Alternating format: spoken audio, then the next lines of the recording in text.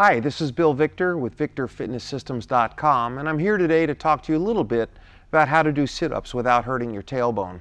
The tailbone is that terminal end of the spine, also known as the coccyx. That's a very small pointed bone. Of course, when we sit on our backside incorrectly, we end up putting a tremendous amount of pressure on the tailbone as it drives into the floor. When we do a sit-up, we're even more vulnerable, especially if we feel a need to come up to 90 degrees when we sit up every time. Perhaps one of the most important things to start off doing when you do a sit-up and not hurt your tailbone is to remember that you want to keep your knees up. When the knees are up, what we're able to do is to relax a muscle in our back called the psoas. When the knees are up, we're able to lie down and keep our back completely straight.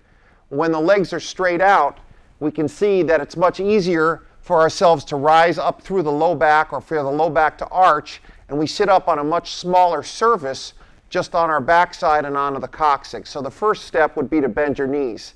Secondly, before you start the sit-up, you want to think of pushing your low back against the floor.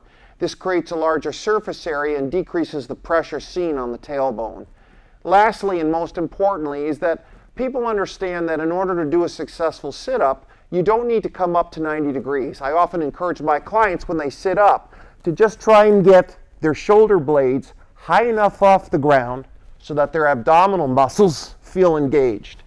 Remember, knees bent, low back pushed against the ground, and getting the shoulder blades off the ground will take a lot of pressure off your tailbone. This has been Bill Victor with Victor Fitness Systems. Make today a great workout.